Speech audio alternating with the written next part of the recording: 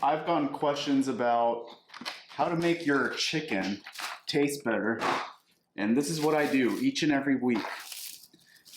I get chicken breasts and I butterfly them so it's sectioned off like this way into thinner pieces. But not only that, I get some plastic wrap, put the chicken on a cutting board, put the plastic wrap on top of it. Get one of these meat mallets, I think you call them. And then what you want to do is pound it to an even thickness. I do about 1/2 inch thick all around.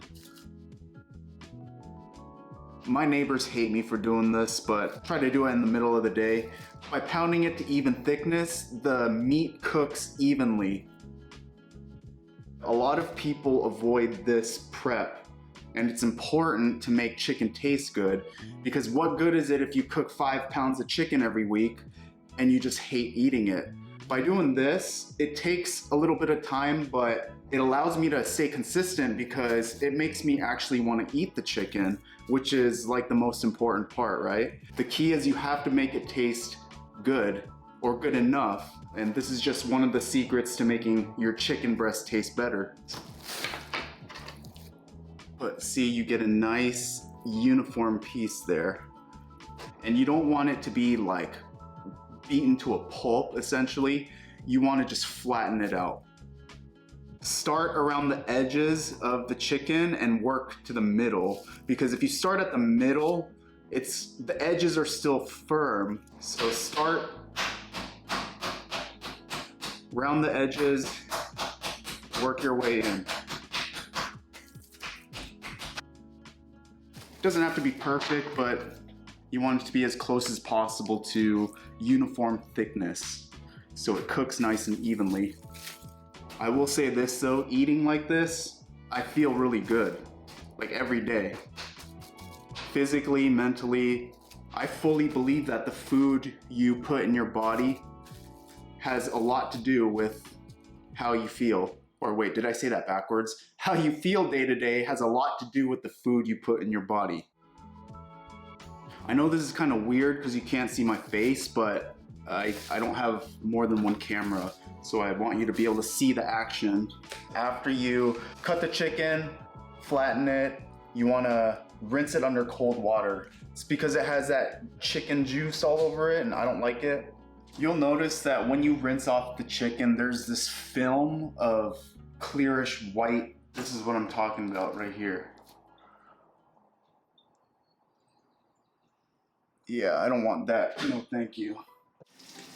And this is the step before I put it in a marinade. So I want to make sure I'm working with just cleaned off chicken, nothing but water. Get rid of any excess water. You don't want too much water in the marinade. At this point in the video, I'm not sure why, but my original sound just cut out, but that's all right, I'll do a voiceover.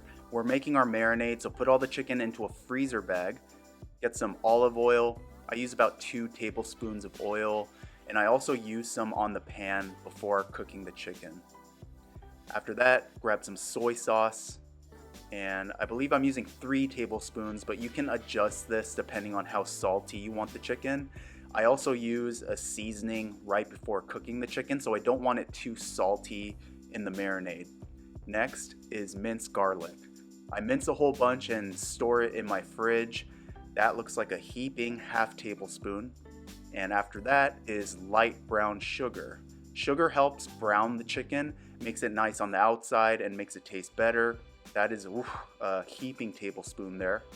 That just about does it. Oh, I almost forgot. This is optional.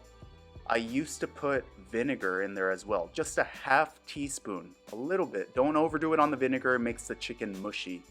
After you put everything in, shake everything up real nice, mix it up, and you are all done. Let the air out of the bag and store it in the fridge. You got chicken for the whole week. What I do is every day I take a little bit out, just that day's chicken, and cook it, and it stays fresh all week. Thanks for watching, guys. I hope that helps. See you next time.